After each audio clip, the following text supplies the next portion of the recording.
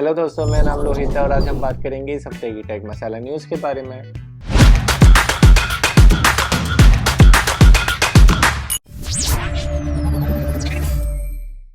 चलिए पहले बात कर लेते हैं एप्पल की। 2 महीने बाद आईफोन 16 लॉन्च होने वाला है। अब जैसे जैसे डेट उसकी पास आती जा रही है वैसे वैसे उसकी लीक्स निकल के आ रही है। अब सुनने में आ रहा है कि एप्पल आईफोन 16 में एक नया कलर इंट्रोड्यूस करने वाले हैं जो कि होगा पिंक। मुझे याद है ये पिंक कलर पहले भी इंट्रोड्यूस किया गया था आईफोन 6s के टाइम पे, जिसको नाम दिया गया था रोज गोल्ड। अब देखने वाली बात ये होगी एप्पल इस कलर को पिंक ही बोलेगा या फिर किसी और नाम से इंट्रोड्यूस करवाएगा।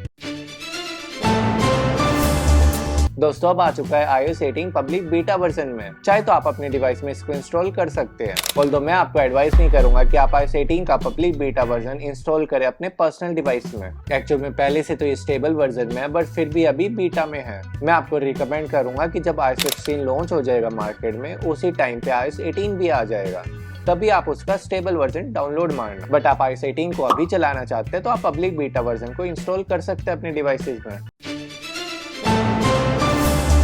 अभी हाल में ही विंडोज डिवाइसेज में आपकी ब्लू स्क्रीन शो हुई थी। पूरा एक दिन आपका सिस्टम काम करना बंद कर गया था। इसमें जो सबसे ज्यादा चीजें अफेक्ट हुई थी उसमें से था स्टॉक मार्केट, बैंक्स और एयरलाइंस। एयरलाइन में भी आपकी काफी फ्लाइट्स डिले हो गई थी। इसमें बुकिंग नहीं हो पा रही थी, चेक इन नहीं कर पा रहे थे और ये सब सिर्फ इंडिया में नहीं है, ऑल ओवर वर्ल्ड में हुआ है। इसका रीजन माइक्रोसॉफ्ट ने दिया है कि क्राउड स्ट्राइक नाम की कंपनी है जो कि उनको सिक्योरिटी प्रोवाइड करवाती है। उन्होंने एक नया अपडेट दिया था। अब ये सब होने के बाद हमें एक चीज तो समझ में आती है कि हम सारे एक ऑपरेटिंग सिस्टम में इतने ज्यादा डिपेंडेंट है कि अगर उसमें कुछ फॉल्ट भी आ जाए तो आपका सारा काम बंद हो जाएगा। बट ये सब चाइना में इसलिए नहीं हुआ क्योंकि चाइना वालों ने खुद का एक ऑपरेटिंग सिस्टम बना रखा था, बट हम सब डिपेंडेंट थे माइक्रोसॉफ्ट के ऊपर। तो इससे एक बात तो क्लियर होती है कि अगर हमें खुद की एक आइडेंटिटी बनानी है वर्ल्ड में, खुद का ऑपरेटिंग सिस्टम बनाना पड़ेगा जो कि एक टफ कंपटीशन देगा माइक्रोसॉफ्ट को। नहीं तो आगे कभी भी इनके सर्वर डाउन होते हैं तो अफेक्ट पड़ेगा हम सभी को।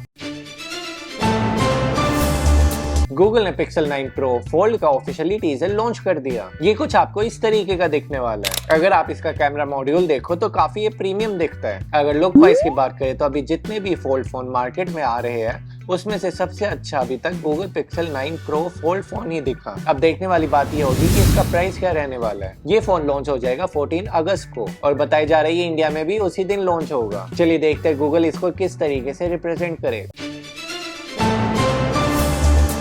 अब जो भी चीज जियो करता है कुछ टाइम बाद एयरटेल उसको फॉलो करता है। एयरटेल ने भी ऐसे कुछ प्लान निकाल दिए जिसके रिचार्ज के बाद आप 5G यूज कर पाएंगे अनलिमिटेड। अब तक आपको सिर्फ जियो में ही मिला करता था अनलिमिटेड 5G, बट एयरटेल ने भी अभी कुछ प्लान निकाल दिए है कि अगर आपके पास 5G की रेंज आ रही है तो आपके पास 5G रहेगा अनलिमिटेड। बट अगर आपके पास 4G नेटवर्क आ रहा है तो उसमें आपको मिलेंगे 1 GB से 1.5 GB तक। निकाले हैं 3 प्लान, 51, 101 और 151। ये एडिशनल बूस्टर पैक है। इस पैक का रिचार्ज करवाने से पहले आपको नॉर्मल प्लान का रिचार्ज करवाना होगा, तभी आप इस बूस्टर पैक का इस्तेमाल कर पाएंगे।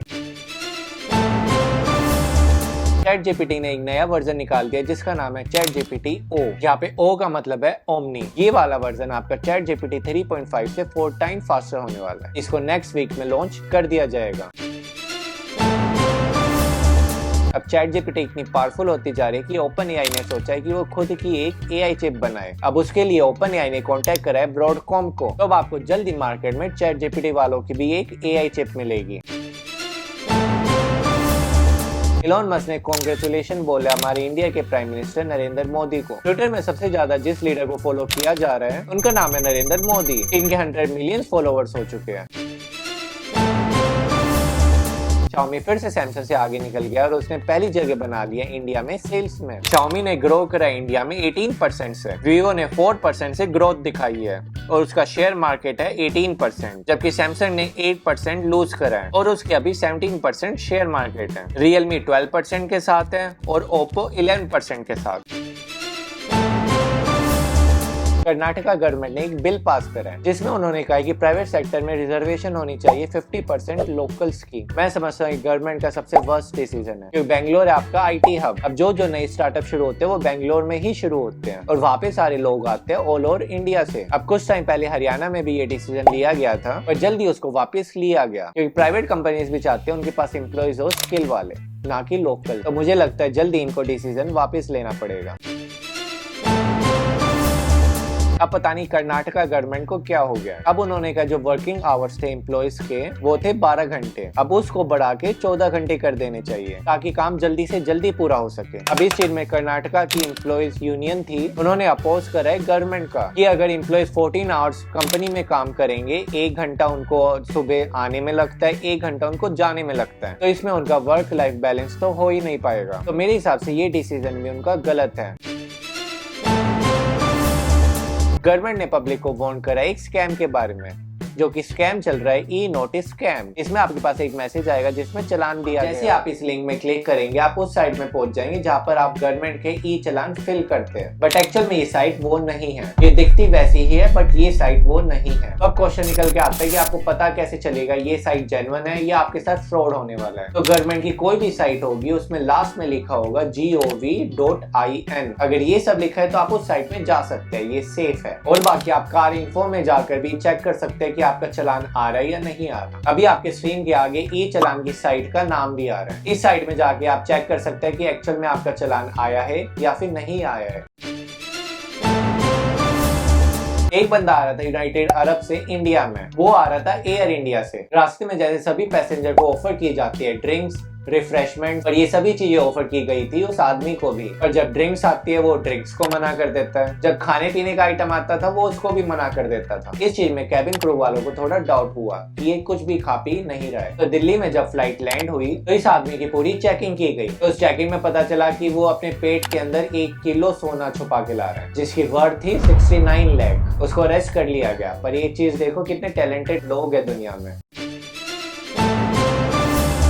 जोमेटो स्विगी अपने 3rd टाइम प्राइस बढ़ा रहे हैं, ये बढ़ सकता है 20% तक। किसी टाइम में ये प्लेटफॉर्म चार्ज लिया करते थे 2 रुपए, आज के टाइम पे ये है 5 रुपीज और बताया जा रहा है ये आगे हो सकते हैं 8 to 9 रुपीज। मुझे लगता है इंडियन मार्केट है प्राइस ओरिएंटेड।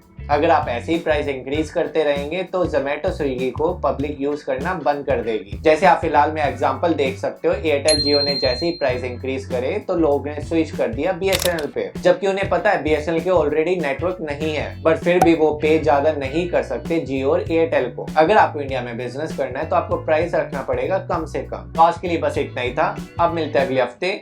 जय हिंद।